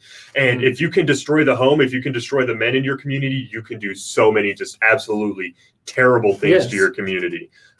There's nothing power fears more than a community that is ably capable and willing to defend itself. Yep. And I totally agree with that. And, there is a movement right now that's going to counter what they wanting to do. So for all you listeners out there, if you haven't heard of the Promise Keepers, the Promise Keepers is an organization that was created by Bill McCarthy, the football coach at CU. And he was basically teaching that, right, is that we men have a role to play. Exactly. We have a role to play, and we must play it. Because if we don't play the role that we're supposed to do, then our society is going to start to tumble and spin downwards. And so it's time for us guys to step forward, be the heads of our families, be the heads of our communities, be out there, be strong, be courageous, and deliver the message alongside with our wives and alongside with our partners to make sure that, together we are a strong community. And that's what it's about. I definitely noticed that one of the big things you see on the left and where these ideas come from is a complete misunderstanding of what strength looks like in the genders, right? Strong men are usually very physically strong, right? Mm-hmm. But they make this mistake that being physically strong is what makes you a strong man. So therefore, if you look at the way they're trying to treat women as well, they want women to be just as physically capable as men. They want them to be obscene. Yeah, but it's not possible. It's not possible.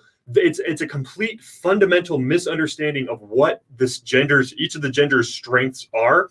Like, there's a reason why you identify physical strength as a strong man, because historically most strong, powerful men have also been physically capable. Right. But it's the stuff that goes in it. It's the understanding that with my strength comes a responsibility to protect. Right. With my strength comes a responsibility to provide. In fact, the most important person in any household is the mother. The mother is by far and away the most important part. All a husband is doing is paying rent for his wife's services. I'm bringing in the money so that I can afford to have the wonderful privilege that is living with you and having you make my home. But it's a complete misunderstanding, and it's thinking that, because a woman's at home doing the most important job, raising the kids, that's somehow lesser than the man who has to go to work every day. Right. Mm-hmm. And so I think that it's just a fundamental misunderstanding of what the strengths actually are between the genders. I totally agree with you. Yes. Sorry, guys. Well, we're opening up the phone lines here shortly. In the next 10 minutes, you can begin calling.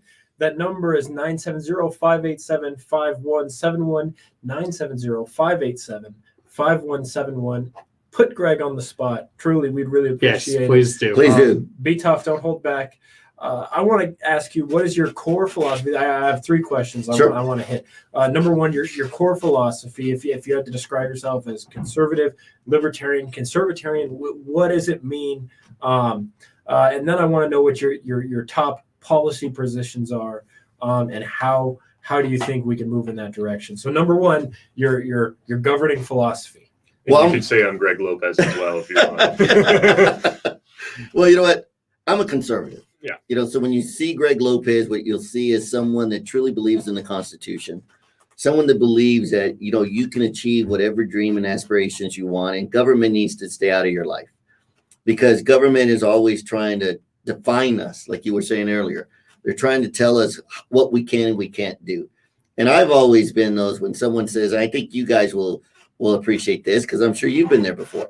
When someone says you can't do that, our response is watch me. Yep. Watch me how I'm going to do this, you know?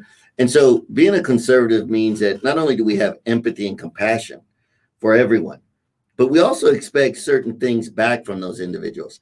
You know, I like to share this phrase with a lot of unaffiliated voters and Democrat voters that I speak to, and I speak to a lot of them.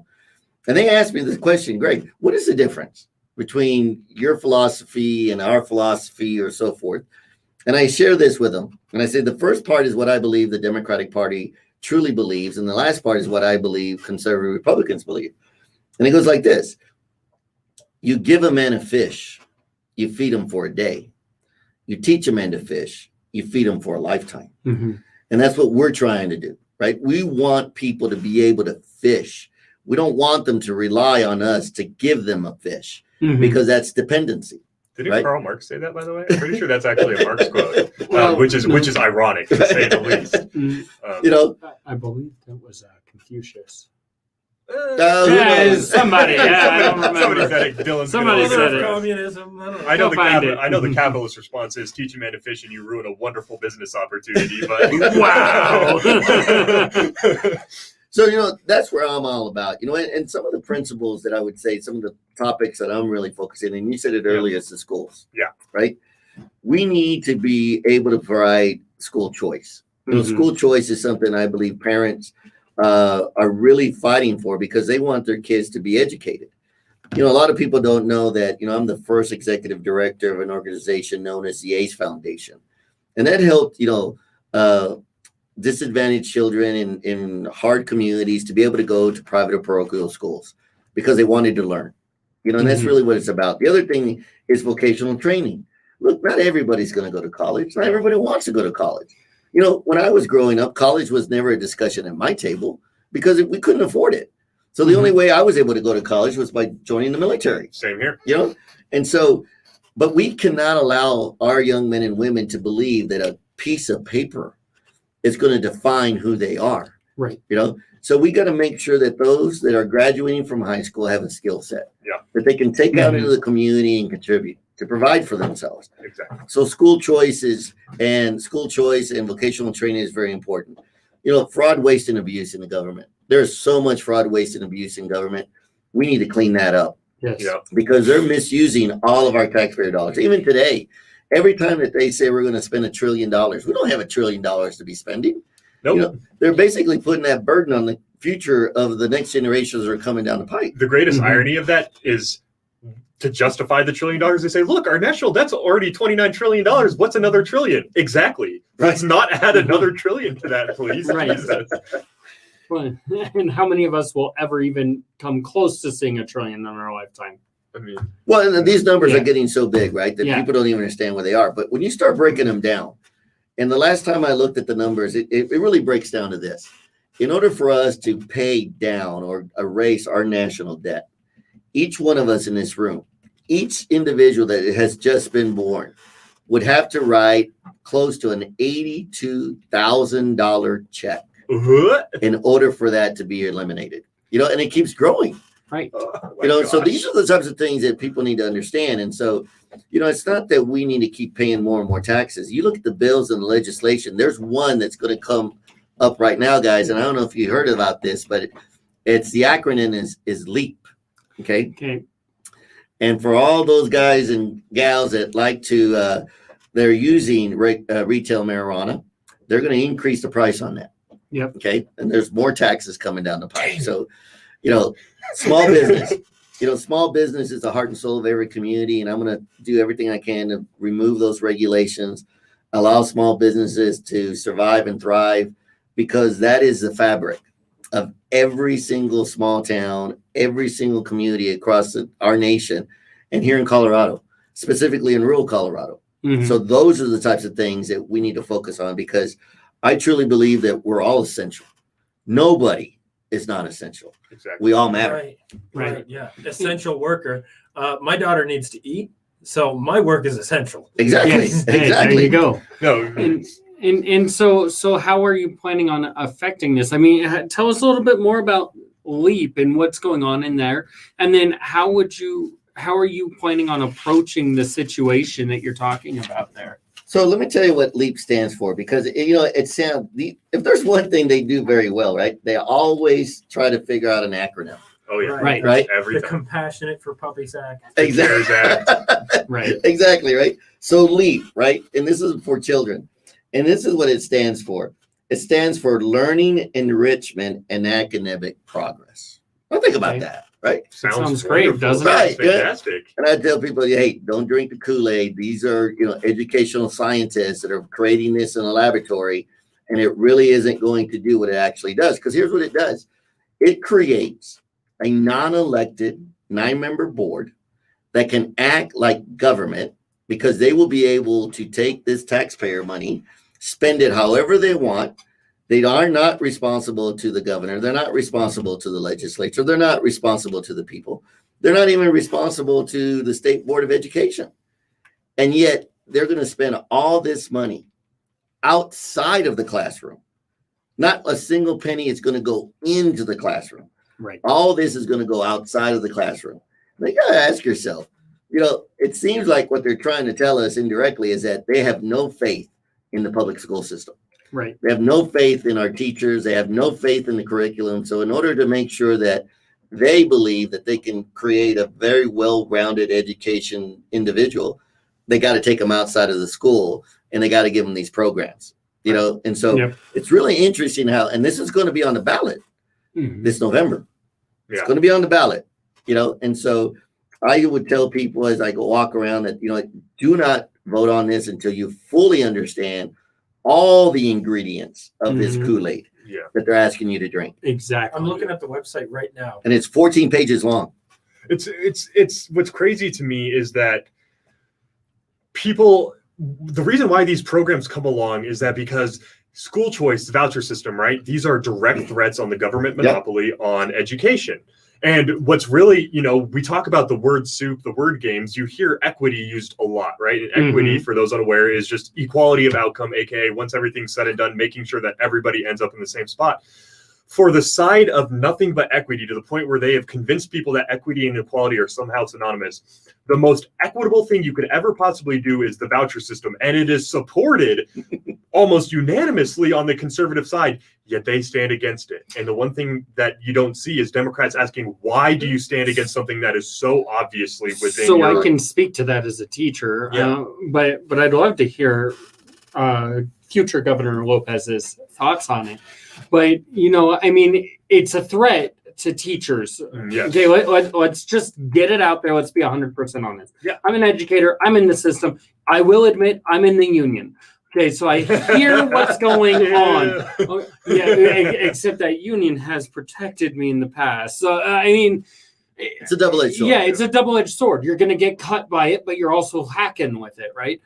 Here's the deal is that it is a threat because now teachers have to prove their salt. They have to be worth their salt in order to be paid, in order for their school to thrive. Otherwise, they're just going to be in a horrible place. You go down to Denver public schools, they have a form of school choice there. But here's the thing is that a lot of the teachers who work in schools that are distinguished schools, one, they control, they look, what are the behavior tendencies of this kid? What are their grades like? Oh, great. If they're not at a certain place, we don't want them here. And we only want the kids that are going to boost our levels, right? And so you have this discrimination that's going on inherently because of the application process and the way that application process happens and is enacted versus a voucher system where now the money is going where the actual product is. And so if the teacher's really worth their salt, it shouldn't matter what kids they're working with. They should be able to build a program. You would think. Okay. But, and I agree with what you're saying up to a point, because I'm a strong advocate for vouchers. Okay. And let me tell you why. Parents have the right to choose where they're going to send their children to get the best education that they believe, right? Mhm. And this money is already allocated for the student. This is not additional money. This is already money allocated for a student. But I'll get more into it when we come back. Perfect. And we'll be right back. This is 1360 KHNC. The call-in number, 970-587-5171, opening up the phone lines now. Talk to gubernatorial candidate Greg Lopez. Yeah. One of the things that I would tell you is that you're absolutely right. Mm-hmm. The teachers, they really want to teach. Yeah. Okay. They're being handcuffed. Yeah. By the right? By the There's unions. some Andrew You're Cuomo right. going on out there. Right.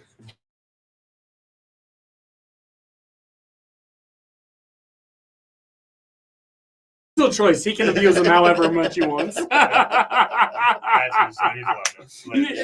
lay it on him. Okay, I've been doing it to him his whole life. That's right. This is how we communicate. Right. Proverb says, teach a child. Right. He won't stray from it. But there are cases after cases after cases where a strong teacher challenges their kids, right? Yeah. And lets them know that they expect more Mm-hmm. than what they're doing.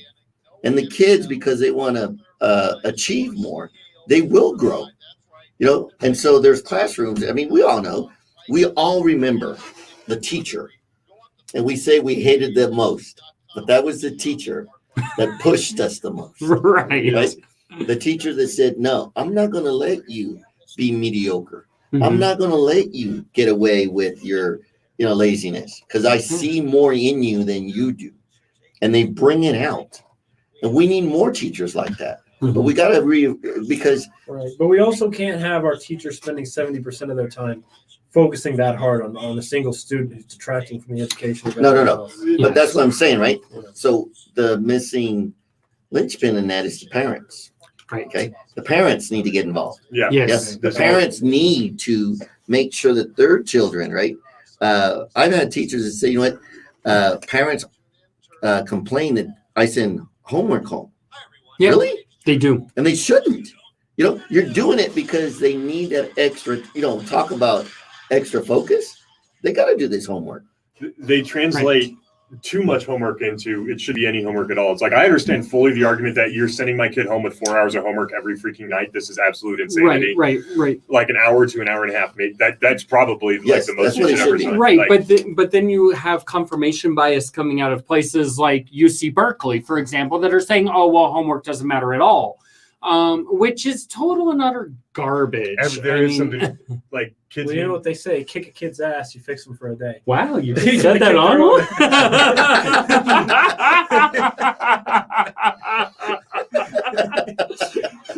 I mean,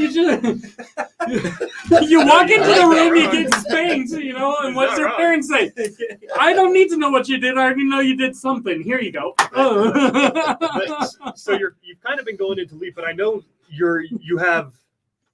What would you say are the big three things that your campaign is going to end up being focused on moving forward here? It's going to be education. It's going to be small business, and it's going to be fraud, waste, and abuse with the government. You said what? You're too loud again. You're Too loud again. My bad. I was going to ask, as a former president of the United States Small Business Association, how are you going to carry that experience into your job as a governor of Colorado? Well, the way I'm going to carry that is that, one of the things I recognize is anytime you look at numbers, there are people behind those numbers. Yeah. Those are families, those are individuals, and so what we need to do is make sure that every community, now imagine this for a minute. If every community across the state of Colorado was thriving and they were creating jobs and they were creating dignity and camaraderie between their communities itself, where they're taking care of each other, right? Because they have something of value. They have something that they want to protect. When you do away with funding the police and you see crime going up, what that forces people to do is to stay in their homes. Mm-hmm. They don't want to go on walks. They don't want to be out there meeting their neighbors and being a part of the community because there's fear, And I can't tell you how many suburban moms have told me that. It's like, you know what, Greg, when you become governor, here's what I need you to do. I need you to make our streets safer again. I want to be able to go and walk my dog. Mm-hmm. I want to be able to take a walk with my daughter down to the park and not feel that I'm going to run into a needle on the ground or see something that, I have to explain that it's really not something that I should be explaining at that age. So these are the types of things that we all need to focus on. And I ask people, think about 4 years ago and where your life was and where your quality of life was. And is it better today? And what does it look like if we don't make a change? Is it going to get better or is it going to get worse? I know my visionary glasses tell me it's going to get worse before it gets better. And so what we need to do now is start making that choice. It's either more of the same or it's time for a change. Okay. Yeah. So what would that change look like? Well, the change would look like where you are not required, to do something that you don't truly believe, right? Like wearing a mask, right? You're not required to show a piece of paper to be able to go and have a meal with your family at a restaurant or to get on a plane, right? You're not required to prove that, you are not going to hurt somebody else because, you can't legislate morality. You just really can't. And then you're going to find a government that understands that it's government for the people and by the people. Right? I envision a state where the government bows down to the people, not where the people bow down to the government. And it's going to be just changing hearts and minds every day. There is no magic pin. There is no magic switch. This is a mindset that we got to shift, right? And this mind shift has to include hope, has to instill pride in America, has to instill pride in our flag once again. And not treat it like, it doesn't matter. Right. Yeah. Like in Australia, they're making fun of us. They think this is absolutely hilarious how Biden is and what's going on there. I mean, the level of media cover up for all of his actions. Oh my goodness. It's ridiculous for that kind of stuff. Yeah. I mean, even the socialist and communist nations are getting good laughs at our expense because of this ridiculousness. And so we need that hope. We need that change in the mindset. So with that, you were telling us about LEAP and you were talking about parental choice. What else are you looking at accomplishing as the governor of Colorado? Well, I'm going to tell you that I really like the approach that President Trump introduced when he became deregulations, right? You introduce a regulation, we got to take 2 off or 3 off, right? Don't keep adding to them. Most people don't understand that every legislative session, they pass anywhere between 450 to 600 bills every year. That is just insane. And is that on the state level or at the state level? That's just at the Colorado. State. That's just in Colorado. There is something so egregiously disgusting about the fact that an average Coloradan can walk down the street at any given moment and have zero clue what kind of laws they might just be breaking just by walking down the street. I think that there needs to be a law introduced that for a bill to get passed, it has to be handed to 100 regular people on the street, and they have to be able to tell you exactly what's in the bill. That would be cool. So many politicians are running on their desire to get something done. I'm looking for a guy who's looking to get something undone. we're looking for Colorado's Calvin Coolidge here. Mandatory sunset laws. We are looking for the great negator to come in and just start doing all this crap. Oh man. So there is some conversations going around about mandatory vaccines. I've also seen public support for this. Jared Polis made a post this morning talking about an increase in numbers and using the same talking point that you've heard the media and Biden touting over and over. We have an epidemic of the unvaccinated. And over, I look at people commenting on this, and it is people who are genuinely rallying that there should be mask mandates, there should be vaccine mandates. Seth Bullion says, make it mandatory to show your vaccination to be allowed on private property like restaurants and venues. But not voting. So many people here in the Colorado community are saying, don't reward them. Why should we pay more taxes as incentives for petulant children? Make vaccines mandatory or make them pay their own hospital bills. There we go. All kinds of things. Let me pay my own hospital bills, please. Yeah, except for those hospital bills are going to be exorbitant, and it's not going to be the price of covering you. It's going to be some arbitrary number that they like. I have the VA insurance. Y'all will be paying for it. It's no big deal. Wow.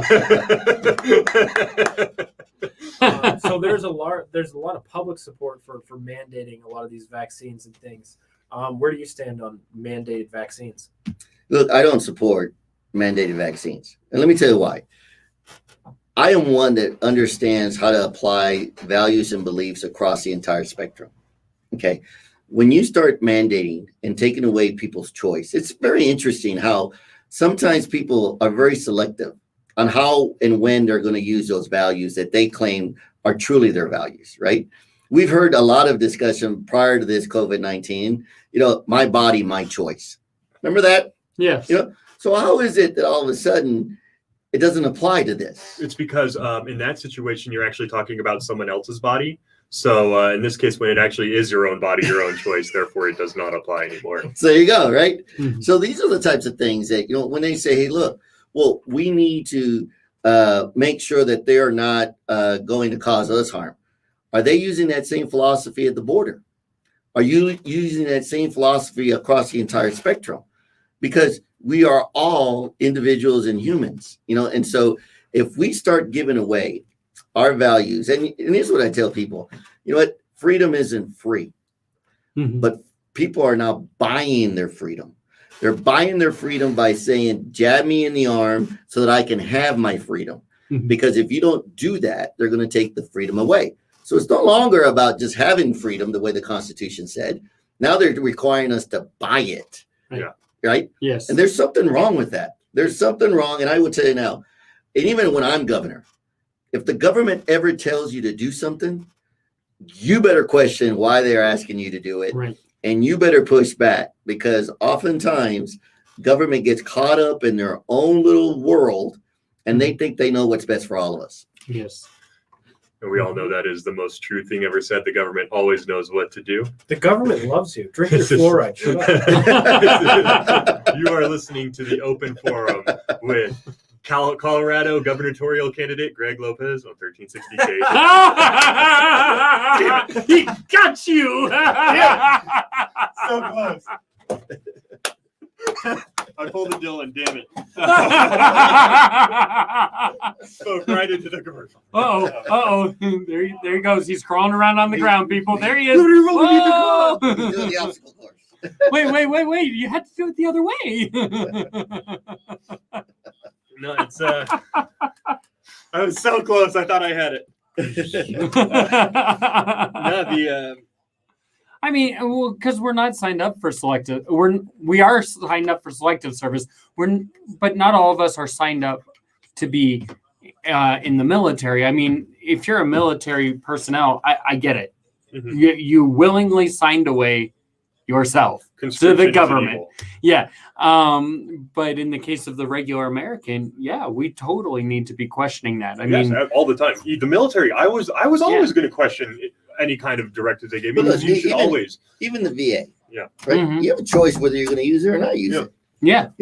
I'm not using it. And I should, because I am a disabled vet, but I look at some of my brothers and I've lost arms. Yeah. They have lost legs. They have lost a lot. I lost 87% hearing in my right ear. Okay. I can't always function normally in certain areas and certain environments, but I'm not the one that you can actually, Oh, we've got time. Yeah, the radio always butts in on all the conversations every time. Like for me personally, so I'm about 90% disabled because I have like nerve damage all up and down my back, sleep problems constantly, like incredible depression and stuff like that. And so, I encourage people, but there is also something to be said for the fact that there is too much, reliance at times on the government. My goal is to not have to use the VA anymore, but, I'm not in a position for that at the moment. So, but, there is this idea that you create people that just constantly suckle at the teat of government forever and for always. And, it's like, but.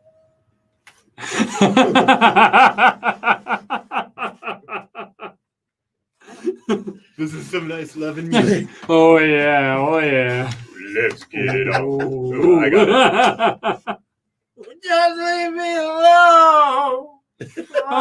now we got the depressing music going on. Wait a minute, where's the upbeat stuff, man?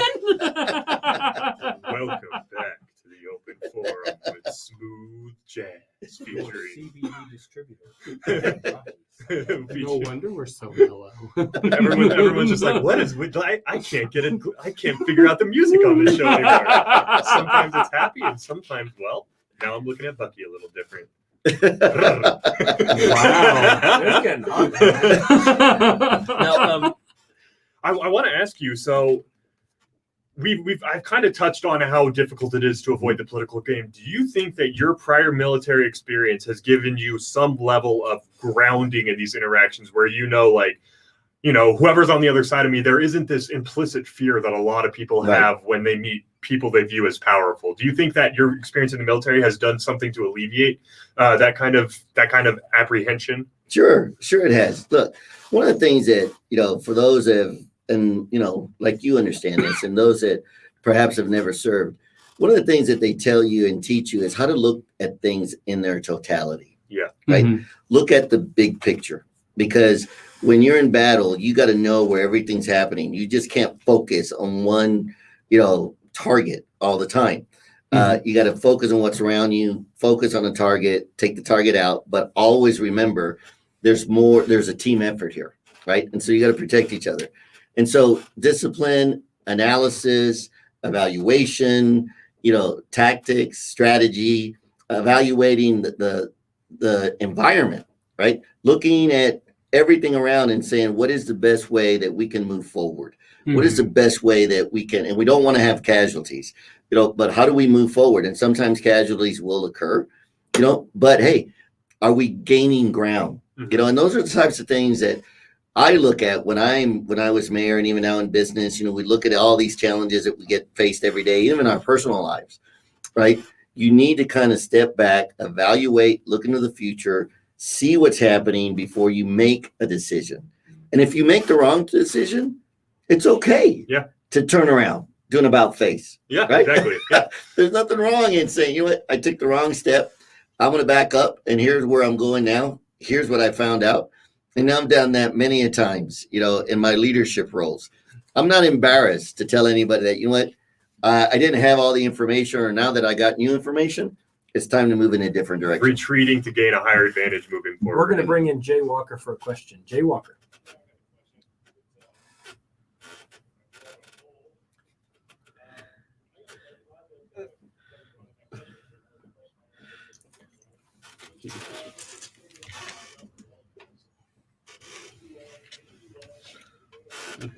Yeah.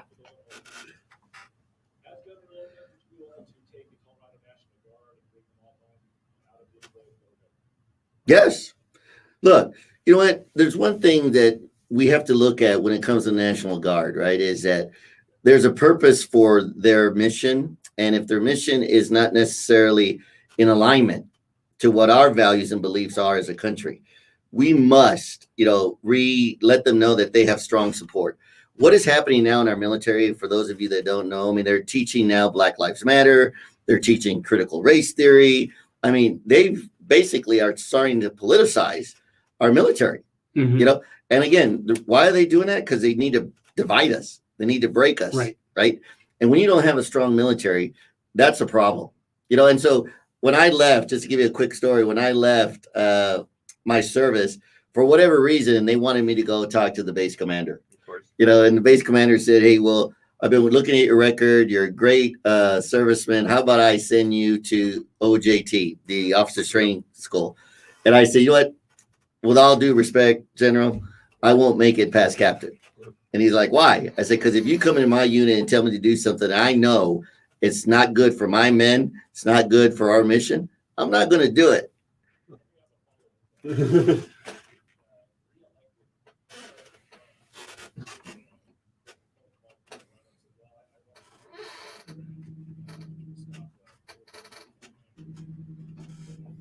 Well, you know what? This is where we look at, again, the analysis, right? Who is the enemy? What are we trying to achieve? And I would like to understand from the president, and I would hope that he would respect my request, help me understand what it is that we're trying to do here. we should always have a standing army. Well, the Constitution says we should have a militia, right? And okay, exactly. Now, when I talk about the standing army, I'm talking about an army that's protecting our borders, not necessarily within our states. So to me, I think, like President Reagan said, peace comes through strength. And when we know that we have Russia and China and other people attacking us because they don't like the way we live, and we're the only country left that truly respects human rights, and they want to do away with it, I think we do need to have a standing army because we want to avoid the surprise of attack that we're not ready for.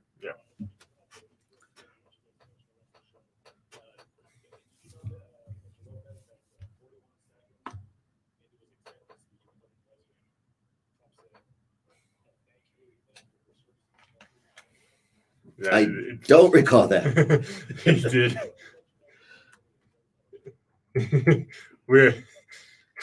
That is true. He did actually say, like, right on. He was pretty immediate. Well, I mean, she's been in elected offices for a while. I mean, it's not uncommon to think. But here's the thing. I mean, there was a level of sarcasm to it. Yeah. I mean, look, it's like someone saying, Governor Lamb just passed away. Mm-hmm. Okay. And it's someone saying, like, well, I didn't appreciate everything he did or whatever. And then saying, well, I don't even want to acknowledge that at some point in time, the people had elected him. Right. The people had elected him. Right. And I think there is a level of respect that you have to give to individuals that did serve, regardless of whether that you agree with what they did. And you learn this in the military. Right. I mean, you learn that, you got to at least acknowledge that people are trying their best. Now, I would say, like most politicians, if they're not careful, Hillary went way off the cliff. I mean, she flew off the planet with her beliefs. But I think there was a point in time where she was trying to do the right thing. And, it's all a matter of interpretation. And we'll be right back here on 13. I think we do have some callers on hold. Ooh. We'll get to them next. No, can't wait here. Oh, they're gone. Bye. Call in again. Yeah, this the military. So personally, the military is always going to be the hard one. A business call. He just called the wrong line. Yeah. I think I just dropped off. Oh, okay. Yeah. So personally, I'm an anarcho-capitalist by principle. So I believe that the use of having the possession of an offensive military, one whose job is not to defend us, but is has 150 bases in 100 different countries. That is a little bit too much. And so Jason also gets that a lot, but this idea that people in the Colorado National Guard get called up to go fight, some kind of foreign war in Iran, it does have to be really, the consideration has to be more than just, Iran is bad. It's like, is what Iran doing worth sending my people over there to potentially die to stop? And so, for people like myself, it's reached the point where how many of these wars are a direct consequence of past American actions, past American interference, such as Iran. If we're in Iran, it's because of what we did to Iran in the 1950s. Well, and the thing is that we have to recognize too, like a lot of these are religious wars. Yes. I mean, it's like if they attacked us, do you think we would all say, okay? No, but if they attacked us, the chances that Iran is going to attack us are slim to basically zero at this point, because we have projected ourselves so powerfully throughout the entirety of the world. So we've reached a point now where it's like, why do we continue to send people overseas? No one's going to attack us.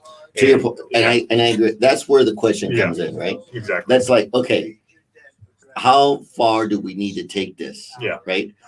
We've established our presence. We've established our mission. People know what we stand for. At this point, we got to draw that line in the sand and say, just don't cross it. Yeah. And whatever you guys want to do over there, it's entirely up to you. The stance I say that needs to be taken is, look, we are going to stay out of your affairs. You elect who you want.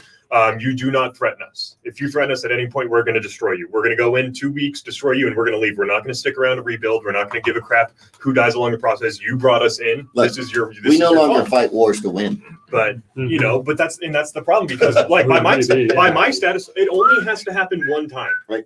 One time in your country. Let's talk about being a governor. Yes, let's do. So how do you feel about Iraq? No, but the National Guard's use is something very important. And not just cow salad. All you're doing. Very long and very hard. Welcome back to All right. the open forum on AM 1360 KHNC. We are once again joined by Colorado gubernatorial candidate Greg Lopez. Thank you so much for joining us. You betcha. We are approaching the end here. So this last little segment here, what do you want to tell the people of Colorado? What is it that makes Greg Lopez different than the other candidates out there, and why is it that their trust should be put into you to use this incredibly oppressive force that is the Particularly government? the Republican. Exactly. Particularly what separates you from the other Republicans? Well, I can tell you this.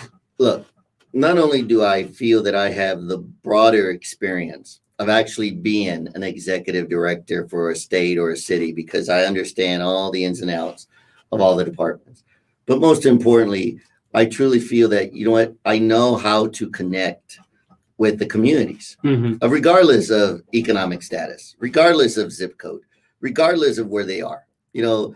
I think that what people are looking for today, what they're thirsting for, is a governor that they can connect with. Not a governor that can write a $23 million check so he can get elected. Not a governor that says, I know what's best for you because I have more education than you. And so you just need to sit down, go back to the back of the room, sit quietly. I'll let you know when you talk. I truly believe that everybody's voice matters. Everyone is important. And I think people are looking for someone like that to say, you know what, allow us to live our Colorado dream, our American dream, without anybody else interfering with us. Because we all get to determine what happiness means for us, and no one else should be telling us what happiness is, because they may not understand who we are as individuals and what we thrive for and what drives us. And so what I would tell the Republican Party and those that are listening is, look, it's pretty simple. We either must find a candidate that can either not only win the primary, but they must win the general.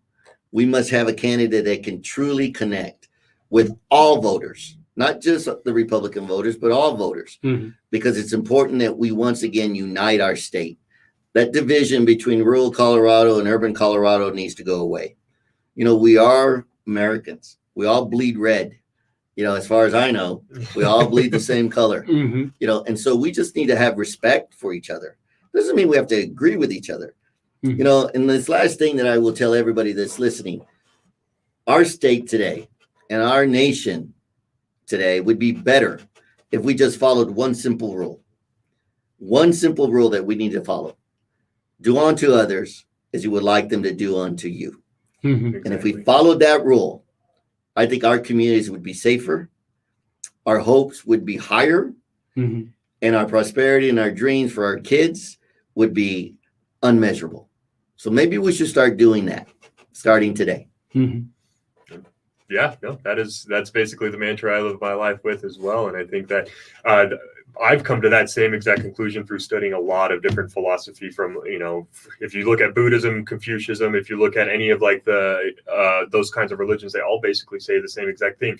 What happens to you is a direct result of how you interact with the world. But, the idea of karma is treat others the way you want to be treated, and, you shall have it. So I think that is a kind of, it's not quite. Well, yeah, all your actions have consequences. That all your actions have, but that's not karma. That's something else. Karma that's consequent. That's action in. This has been the Open Forum with Colorado gubernatorial candidate Greg Lopez. Check us out at libertyrevoltmedia.com and stick with AM 1360 KHNC, the roar of the Rockies. Yeah, might be an area of my own personal expertise. I don't know. That is Zen Buddhism is also an area of my expertise. I've been studying it. So let me ask you guys. You guys are on the air a lot. You guys talk to a lot of people. What would you, if you were my political advisors today, what would you advise me?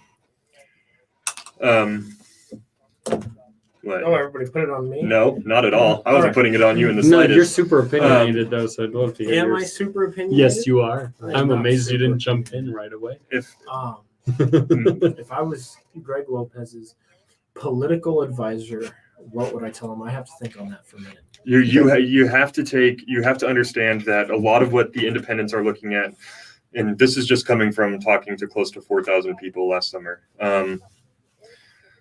What they're looking for is just they just want the government to kind of they don't want to have to worry. They don't want to have to worry about what is going on. It doesn't necessarily mean that they support conservative or Republican. What they support, at least up in the northern part of Colorado, is just let us live our lives. They don't want to have to be focusing in every day on what the news is telling them. Right. They're very, like, a lot of people I talk to are very, very upset at just how much they are forced to pay attention now just to figure out what's going to happen in their life next week. What tomorrow's going to look like. And they're really, at least up here again, they're really sick of this Republican Democrat like divide. You come up and say you're a Republican, oh my gosh, they're tired of it. They don't want to hear Republican. They don't want to hear Democrat. What they want to hear is I'm a man of the people.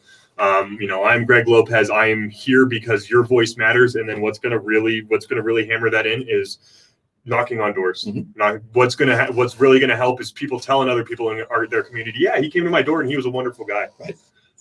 And so if I have to say it's one thing, it's that grassroots, letting the way you let the people know you're a part of their people is when they have community members from their own community coming to knock on their door to tell them about you. Yep. Mm-hmm. Okay. And the grassroots, I think, is, at least from my opinion, is the best way to get this going right now.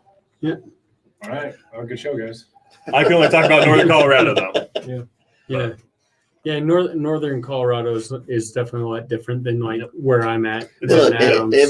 Politics are local. Yeah, it's all different. It's all very local. And right. but there is a lot to be said for actually being at the door, in person, right? Going to those doors, talking to the people. It takes 7 contacts to win a vote, 9 to get a hostile vote, right?